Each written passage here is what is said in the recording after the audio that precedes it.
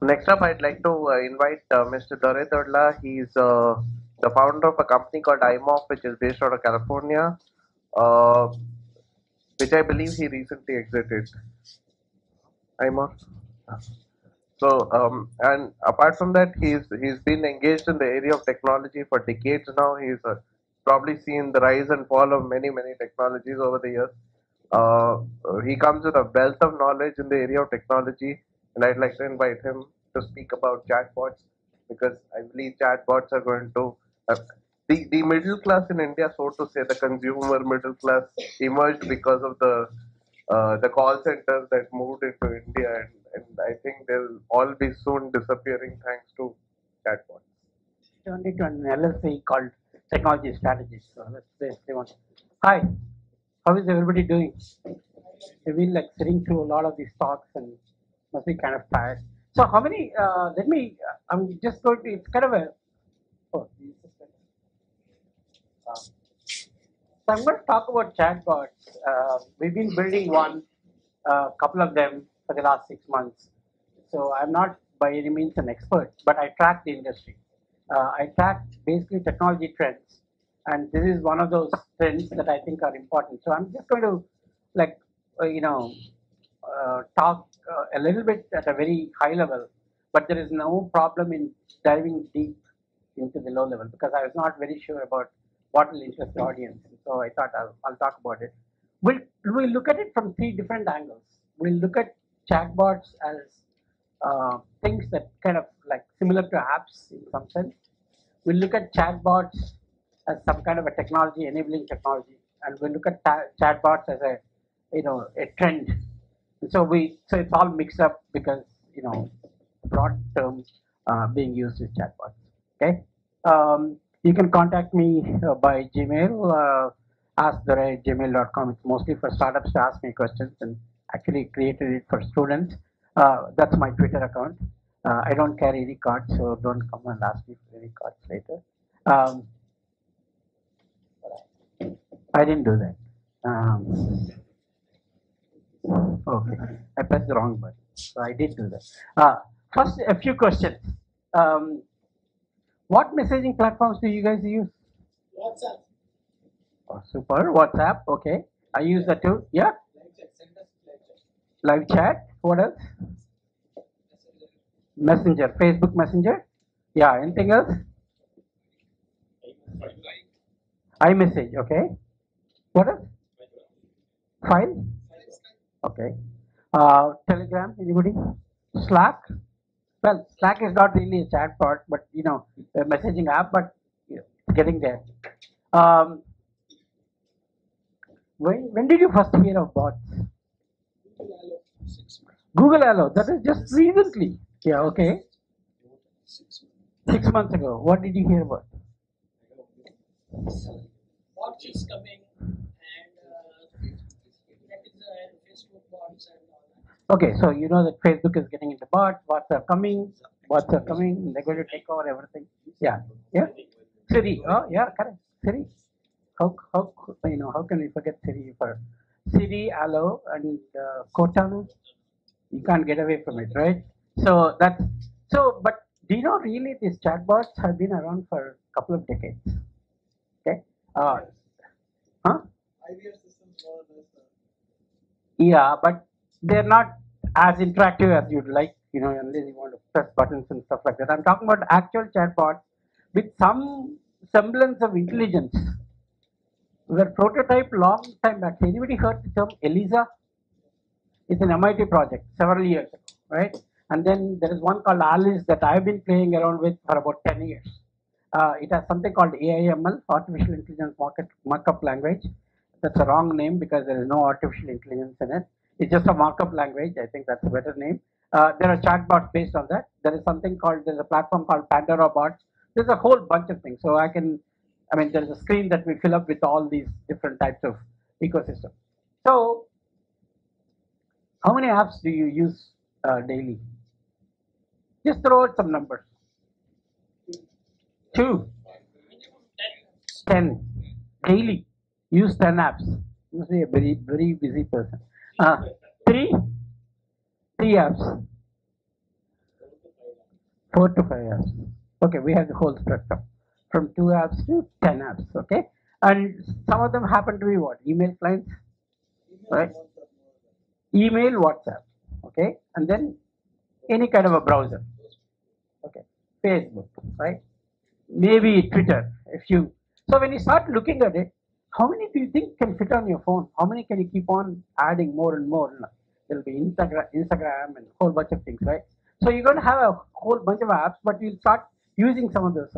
What happens if you have an app through which you can use almost every other app that you want to use? And that is the potential of chatbots.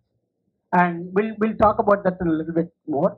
So let me start with why do we need bots? I'm not here to sell you bots. It's a question that everybody asks. So I thought, okay, I'll jot down a few answers. One interesting thing is, let us start with what are chatbots, so that we are all on the same page. And it's not really what are chatbots. What are chatbots are what are called conversational agents. That's like a too techy a term, but it's an interactive agent through which we can do lots of things. So what they consist of essentially, this is not all of them, but essentially an interactive messaging interface, like WhatsApp. There is one called Telegram. You have like so many of them, Kik and Skype and all those kinds of things. It has an intelligence engine, and I'll kind of keep it a little bit of a mystery till we get to a couple of more slides. But essentially, if the bot has to have any kind of intelligence, and if you're like a very moronic bot and you keep asking something and then it keeps saying, I don't know what you mean, and after 3 tries, you're just going to dump it and go on. So you want to have it a little bit more intelligent. At least it has to appear intelligent. It has to, which means that it has to understand what you're saying, and it has to come back and give you some meaningful answer. And even if it doesn't know the answer, it has to give you something almost like a human being, right? I just ask you something and you'll say something, and then I'll say, okay, what about this? And say, oh, I'm not sure. I don't think I know about that. But I think you can find information here. So it has to have some semblance of intelligence, and that is the hardest part of building a bot. That's one of the most difficult parts, and being like very engaging, and but still just within the limits. All the frustrations you have, and nobody mentioned Amazon Echo here, or Echo Dot, or any of those kinds of things. The general purpose bots have some limits, because we think that they know everything about the world because they have access to the internet, but that's not true. Do you know that Siri actually came? Apple introduced them about 4 or 5 years ago, but before that, there was this company that invented Siri, or developed Siri, was working on a Department of Defense project for about more than 10-15 years. And they had like a $25 million funding. The development was taking place in Berkeley and Stanford and all these places. And they've been building this. A couple of projects were codenamed Calo and stuff like that. It's been so a lot of Siri's earlier versions are open source, and they're all available on the net, so you can look at them. And then ultimately you need to tap some knowledge base. The knowledge base may be as simple as a Wikipedia, or knowledge base may be something very specific, and it will vary with applications, and we'll talk a little bit more about it. So why do we need bots?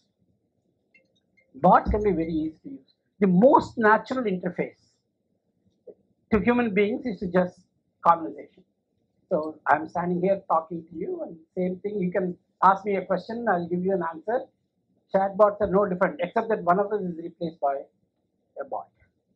Of course, 2 of them are replaced, both of you are replaced by bots. That will be a very interesting conversation. But typically what happens is, one of us will be replaced by some program that acts almost like a human being. It's a very natural interface. But why? What are the modern bots? The most popular ones, and I'm going to skip some of the earlier ones like Smarter Child or something like that. And one called WeChat from China, and China has this big problem.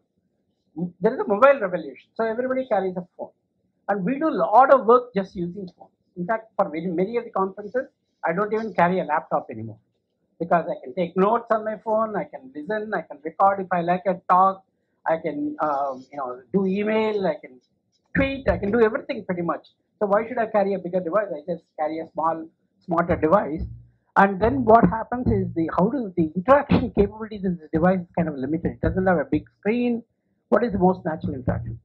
When you go to countries like China, the, the language is pretty complex. And if you really want to have a Chinese keyboard, it's going to be very, very difficult. So the earlier version, there was a program called QQ, then it got converted into the chatbot. It's called WeChat. And what they did was they said, okay, let us improve the way in which language is spoken and understood. So it's completely voice based, and you can start talking to it, and then it starts understanding voice. And the natural language understanding was not very accurate for a while, but today I think we have technologies that are almost 97% accurate. The simple example is you take this, if you get hold of Amazon Echo or something like that, almost anybody can talk to it, and then it almost understands. I mean, children still, I think, voice frequencies, there are some issues because I see my grandchildren yelling at Echo, do this, and it doesn't do anything. But most of it, they're able to take the voice. Previously, you used to have voice training systems. You know, IBM had a voice system where you had to sit and train. It'll give you some 100 words you need to speak out, and that's how it'll figure out. But they are getting real better and better. And what is really happening is behind the scenes is much deeper technology. Technology is called deep learning, neural networks, and that kind of stuff. And we won't, I mean, we can talk a little bit about it, but we won't get so deep into it. But that is what is making all these technologies possible. They're very easy to use. They're interactive, and there are bots that tell you jokes. There are bots where you can type an English sentence, it will come back and say, hey, this sentence is not correct. Here are 3 mistakes you made in the sentence. Of course, I mean, spell checking is the easiest part. There is a thesaurus, there is a dictionary. You type in a word, it will give you a meaning. It will say, find me synonyms. You know, it will find all that stuff. So literally, you could use an app, but here it is a conversation interface. And I can simply say, hey, I don't understand what that is. So it'll say, you mean, when you say what, do you mean this? And then, so it can be very, very engaging. And I encourage, I'll give you a list. You can go and try them. Okay. And they can be engaging. Some of them are infused with humor. The really good bots have a personality. So they have an attitude in the sense that there are some that are like, you know, you think they have more attitude than many of the human beings, but they're like very funny to use. Um, it feels very natural. You don't have to have anything. Any app, you have to go and learn what the app does.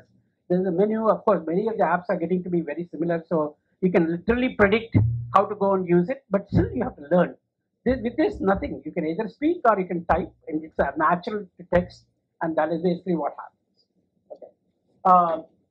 They are the next UI. In fact, if you listen to Satya Nadella of Microsoft, he talks about 3 things. He talks about conversation user interfaces. He talks about what is called mixed reality, which is like VR and AR and other kinds of things. And then he talks about cloud computing.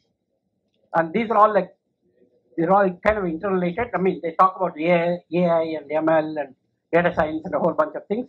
That's what they talk about. And how do you know whether the technology is like hype or technology is real? I'll continue with this a little bit and then we'll jump there. Bots are hot in the sense that if you say you're building an art, if you look at a lot of companies that have been acquired recently, Viv.ai, Samsung acquired it, right? There is a couple of others, API.ai, Google acquired. Amazon acquired a recent company. These are all AI companies, but they're all the engines that power conversational interface. There is not much time left. We have probably about another 20 days. But Telegram has a contest. By the end of, they're going to fund $1 million and give prizes to about 40 applications, bots, that if you build on Telegram, and if they're very good, you'll get a $25,000 prize. So if you're a programmer, if you want to go and do this, and I can do it. And it's available to you. And then I think there is a similar, like a much higher, like $2.5 million one for Amazon Echo to write skills and those kinds of things. And similar technologies, you can go and build these kinds of applications. So how bots work? Let us just take a brief look at it. So this is typically an interactive diagram. You can just follow 1, 2, 3, 4 and all. The user comes and says, how are you? Chatbot says, I'm fine. What about you? Okay. User says, I'm feeling good. Okay, Shankar says that's great. So far, if you just heard two voices, you would think actually two people are talking. But what really happens is there is whole thing goes into preventive events. This how are you is an intent. It's a greeting. So the greeting is recognized and a proper answer to the greeting is given to you. Okay. And then if you keep on saying how are you, a couple of times the bot is going to get annoyed. Humans will get annoyed too, right? And they'll say, I told you that I'm doing good.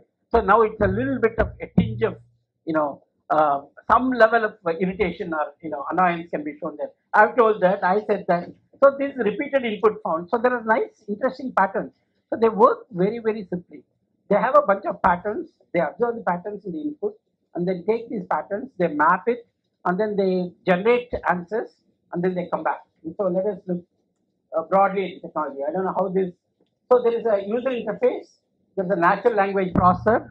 There is a slang language dictionary because sometimes we don't really type the whole word, especially because of the WhatsApp culture. A lot of things are like BFN means bye for now, and TTYL is talk to you later. So all that slang also needs to be understood. And sometimes slang is very specific to a certain industry. Then there is a whole bunch of things like a knowledge acquisition, information repository, text to speech converter, and then sends it back. So essentially, there are two components. One is called NLU, natural language understanding. There's another called NLG, natural language generation. The generation is the one that takes the information that is sitting in the database, generates an English-like sentence, and sends it back to the user, so that user can interact with it. So this is typically an anatomy chatbot. We don't have to delve very deeply into this. This is what I was talking about: listening and chatting, knowledge, machine learning, and I'll tell you a little bit about machine learning, business logic, a bunch of cloud services to go and access something from the web. And these are all the user interfaces. It can be a web page, it can be an IM, it can be an email, it can be an activity stream, smart agent, mobile app, here and there. Okay. I whacked this diagram from one of the places, so it's not mine, but if you just look at it and then maybe I have a link, so you can go and take a look at the print that you can't read right now. Machine learning, what happens is machine learning is becoming a very important skill, and it will become one of the core basic skills for the next couple of decades. And what happens in machine learning is there is something called, there are different models of machine learning. There's something called supervised learning and unsupervised learning and reinforcement learning and things like that. But essentially what it works is like this. Everybody gives the same example because it's easy to understand. Take spam. A mail comes in. You can say that this mail is a mail is a spam or not a spam. So it's labeled. And initially, if you have seen your spam filters in Google, they used to detect some spam, but there used to be a button saying that, hey, mark this message as spam. And then when a lot of people mark a similar message as spam, you go and analyze the message, find out why is it a spam? Is it because it's coming from a certain address? Is it because it's coming from, it contains certain words? So previously anything that has bank in it, like a Nigeria in it, will be taken into spam kind of thing. So it's what is called mining of patterns. They mine the patterns and then figure out whether it's, so this machine learning algorithms take the data, they learn from data. And that's exactly what chatbots do too. They learn from the actual data. So let's take one scenario. Let's say there's a customer service representative and a chatbot. Let's talk about a hybrid bot where somebody calls up and says, hey, I have a problem. And then people say, okay, what is your problem? And they say, okay, I have a problem. I turned on the computer, I see some greeting, and then everything goes away. And then they'll say, okay, what is the problem? Probably some kind of a malware or something. So the human being starts interacting, and there is a bot listening to this whole conversation. And then when several of these conversations happen, the bot starts understanding all these conversations, and this actually goes into a machine learning, repository of data. And then from the data, you can find out the patterns. And next time when somebody comes, hey, can you check these three things? Can you like boot with a USB drive or something like that and run a check before you even boot the system? So slowly what happens is routine, boring, automated questions can slowly be taken over and handed over to programs to do it. And whenever a the bot cannot answer the question, you can get the escalation and then a human being can intervene and answer the question. And if that happens frequently enough, bot will pick it up. And that is the potential. And the reason is that customer gets a much better service. It's a much larger scalable thing. Of course, it takes away jobs, but it takes away some boring parts of the jobs, and you can interact with the customer much better. So I'm going to skip this unless somebody wants to dig deep into it, because I'm not sure how techy the audience were. I thought I'd throw some complex diagrams. But essentially, all it is there's a speech analysis, there is a parsing, there's a contextual reasoning. You need to remember the context, because people don't remember, want to, if I'm having a conversation with you, I don't want to repeat what I said a couple of sentences before, right? And so that is the good bots can do that. Many of them can just look at conversation at the level of a one interaction, but you should be able to keep the knowledge over several interactions for doing it. So there's an ecosystem of chatbots. These are all the companies that are there. There is a BI Intelligence has this diagram. You can just go Google it and get it. But I also have a link. We can get the PDF files. But interesting things is, if you look at deployment channels, SMS, Slack, Skype, there are a couple of others like Kik and Telegram, and WhatsApp has not yet integrated bots into it at this point in time, but they promise to do it by the end of the year. So probably they'll do it. Facebook Messenger has about 30,000 bots in it, and for doing a variety of things, from booking, one by one, all the typical applications you do are slowly being broken down to simple tasks, and these tasks, there are specific bots for doing this kind of thing. So there is a whole bunch of third-party chatbots, and there is a bunch of enabling technologies. How do you build a bot? There is a library, there is a development tools that you can do. Actually, we do a 2-day workshop on which we actually let you build a bot in 2 days' time and then launch it. Fairly straightforward, very easy. If you know any kind of programming language, you should be able to do it. And there are now some tools where even if you don't know any programming, if you just have an idea of what you want your bot to do, it allows you to do it. Okay, so these are the references. The code project, if you want to start on any of these kinds of things, you can do that. One of the things that we are doing is, so I want to give you a real case, is we have a problem. So I have a client who's into technology recruiting industry. The company's name is Future Focus Infotech. So the MD came to me one day and said, "Durai, we have a problem." I said, "What is the problem?" He said that when you say that I want a Java developer or a Python developer, some 100 people apply. And we don't even know, we don't have enough bandwidth for somebody to look at those 100 applications and figure out who are the ones that we can even call to the next level of interview. Because the tech recruiters are not technical. They know a few terms, but they cannot look at the resume and find out. So I said, it's very simple. Let us just give them a test. And we could have given a simple test, because a lot of other products that do that, like HackerRank and all that. But we said, let's make it a little interesting. Let's create what is called an interview bot.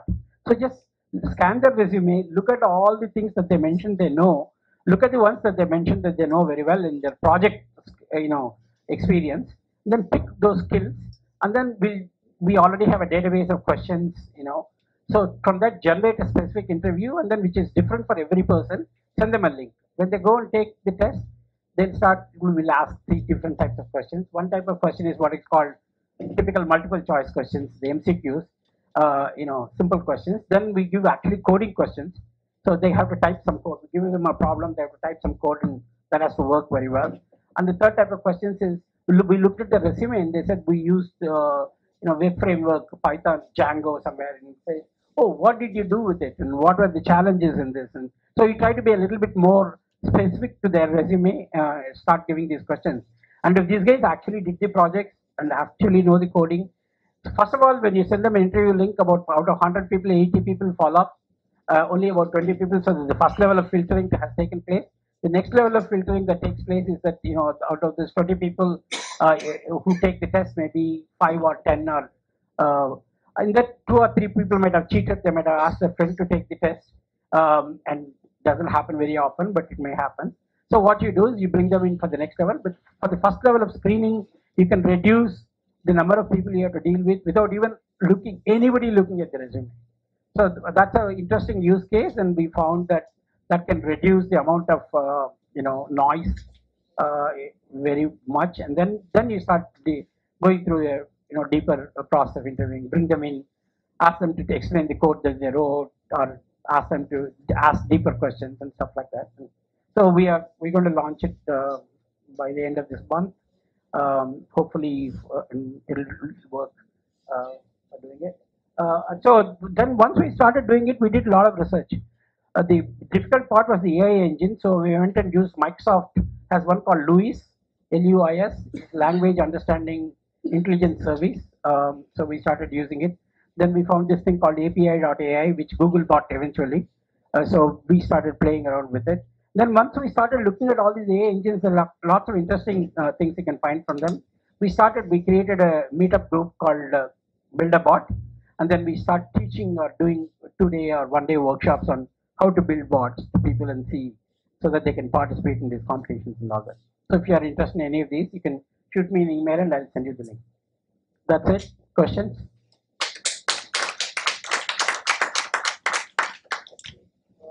Yeah.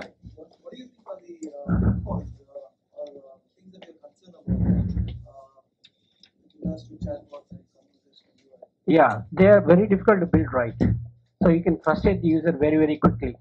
And if you look at any generic bots that don't get used, so I think if you want to build a successful bot, you choose a narrow space where you know the vocabulary of interaction very well.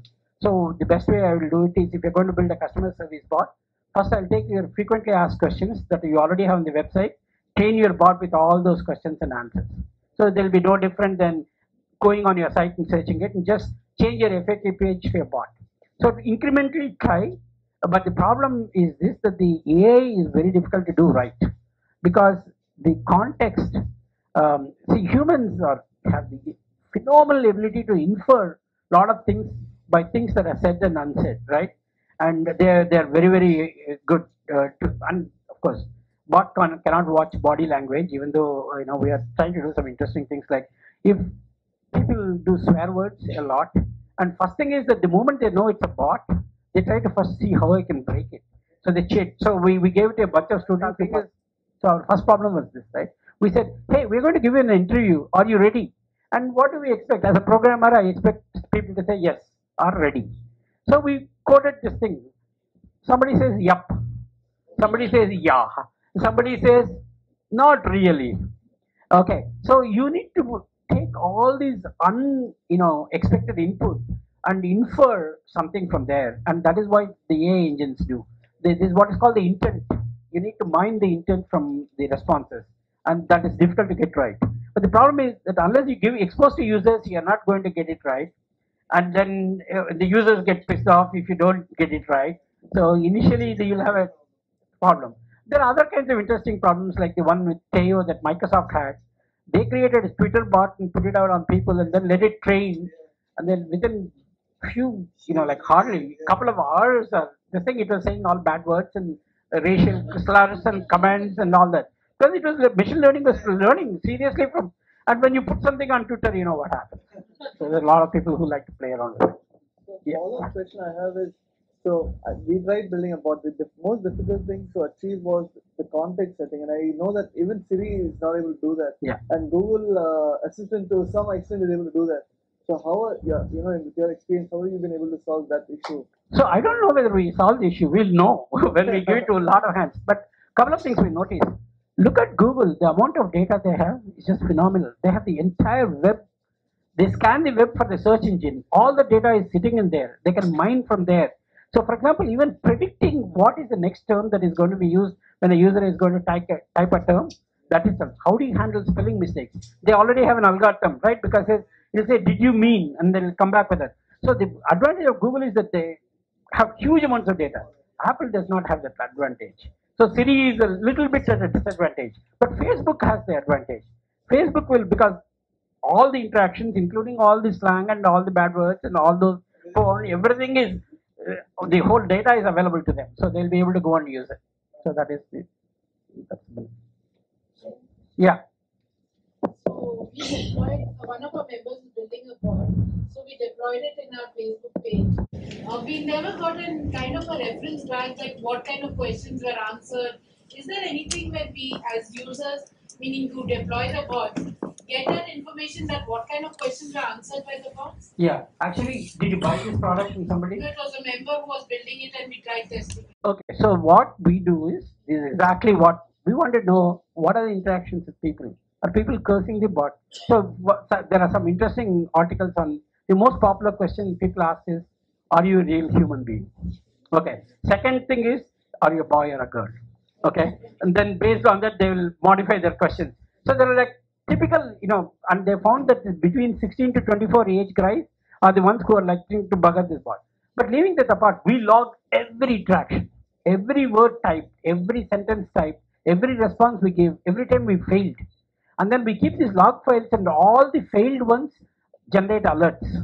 So we look at where did we fail, why did we fail, we do this analysis. Right now we are doing it like semi-automatic because you can scan for certain words and all that sort of stuff. But we are also slowly taking this and submitting as the data for learning machine learning algorithms so that they can get much better at it. But you have to have that in the beginning. You just want to know. So if you prepare for a large amount of questions and people ask you only 10 questions, right? They come to the site and when is this event? Will I get free lunch or whatever? Are there like, what are the criteria for being selected? So you can predict, like if you take an event, that's why I said when you make the context very specific, you can be much more successful. If you try to be very generic like Siri, you'll keep on saying, Siri, find me a girlfriend. Siri can do nothing about it. It can give some smarter like answer and just be, that. But really useful bots are very narrow and very, very specific. Like this guy, we went to one of these botathons where we built the bots and Venture Beats had in San Francisco an event. And he was saying that this guy said, hey, I have a pregnant wife and we're going to have a marriage anniversary. Find me the places where both of us can comfortably go on vacation. And that was the thing given to bot. He said, no application. I don't know any combination of applications I can use to find this information. And this bot was able to do that. That means she cannot, the moment it associates, once it recognized pregnancy, it said, okay, that means these places are all out. So they kept narrowing down. So the good ones are really, really good. But they're very, very narrow and scope. The popular example, people keep on showing this pizza ordering kind of thing. Then you suddenly realize there's so much of complexity in pizza ordering that human beings handle like without any effort. We start developing a respect for human beings. Once we start seeing how difficult it is to mimic them using an application. Just a follow-up question. Yeah. I'm so sorry. Especially from a startup's perspective, building a bot customized for our offerings, is it very costly, sir? No, it's not. So a couple of things we can do. In fact, I wanted to do this. I have about 50 bot projects. Normally, I give one to a student. That's how we do the internships. We do one called product internships. One of them is called Startup Questions Bot. So there are a lot of people who want to come and ask a startup question. Say, when should I go for funding? Should I take funding? Should I bootstrap? If I bootstrap, how do I earn money while I'm doing this? So if you can take all the startup questions, put in frequently asked questions, just scan the list, collect it from a bunch of these accelerators and incubators, and you have a basic stuff, and then you go to all these founders club and those kinds of things. You gather that, and that is the raw material with which you can start. The program itself is not the expensive portion. You could actually build it fairly. It's not very inexpensive, but it's as expensive as building a mobile app, lot less complex. If you can pick a library, but training the bot to be smart is the difficult part. So that's an ongoing process. So that cost is spread over a period of time. So you need to have a content person who is just looking at all these interactions and trying to tweak it, and then somewhat like the SEOs you do for websites and that kind of stuff. So, any other question? Yeah, you're welcome. Vivek had a question and he left. I think he just stepped on because other speakers. Sure. Anybody can ask questions. Thank you. Till they throw me out, I'll keep asking. So, which is the largest, in terms of user company, an example, which has deployed a chatbot working successfully? WeChat. WeChat WeChat is the largest. I think they have more than 30 to 60 million users. They have the largest number of, so they have plugins. Yeah. And in fact, they are the source of inspiration for Facebook. Facebook CTO itself says that they are the source of inspiration. Microsoft at one point have 3,000 bots running on WeChat for wide variety of things. Great, thank so you. everybody is trying to emulate WeChat here. Uber is a good example. See Uber, the guy who talks a lot about bots. There are several Facebook groups. We manage one, but there are, if you just type bot in Facebook, you will see a lot of groups. There's a guy by name Chris Messina. He's the guy who invented the hashtag in Twitter. He's the CTO for Uber, and Uber has plugged in their service. So if both of us said, "Oh, let's share a cab and go to a movie," boom, Uber will pop up. So in unlikely places. So Uber is one of those kinds of interesting things where the bot is not a separate interface where you can go and talk to. They kind of become ubiquitous in being plugging themselves in a variety of places where conversations take place. So Uber is a very good example. Thank you for pointing that out. Yeah. Any other? Yeah, go ahead. Yeah. So, be working with in this segment as bots for such a long time and so extensively. Where do you think is this next 2017, 18 taking us in this bots? Okay. These are all like guesswork. So you don't hold me to it. Okay, on that conference, you said this wanted or nothing, right? So I just in New York, I went to there is a Friends of Chatbots Coalition, FOC.ai. First time this guy by name Jeff Pulver, he organized it in New York, and I just went. It was like a half a day session. We just bunch of us sat there and talked about it. There is a bunch of chatbot-based conferences that are coming up. The thing that they think, and there is which probably one of the titles of this talk was, will they replace apps? Okay. The answer is, I don't know whether they'll completely replace apps or not, but they have the potential to replace apps. Imagine that all I have is one app on my phone, and with it I can do everything. I can simply say, email this message to Salma. And I don't have to say, remember your email, type your email, all that kind of thing. If I ever email you anything, and then it can figure out that whether I should send it to Startup Club or send it to your Gmail account or all those kinds of things. So that's all I need to do. I just go to a chatbot and said, email Salma, asking her when I should appear for this event, and that kind of thing can. So it can act as the user interface. So when you look at bot not as an application, but as the next generation of UI, then the world opens up for you, right? So for example, we were joking that there won't be a website in future. If you go to Startup Club, a bot will come up and say, hi, how can I help you? And then you start talking to it. And then why should I go to click on thing about us, contact us, this, that, and all? You can simply say, hey, where are you based? Say, some 20 cities or whatever you want to say. So where are you right now and doing this conference in Chennai? So what I'm saying is that there is a potential for you to take away all the crap that is sitting on the web by providing interactive agents. And if you look at that potential, I think it's really, really huge. Because the moment we start looking at everything, said we started this thing called interview bot, right? Then we said, hey, before interview, what does the recruiter do?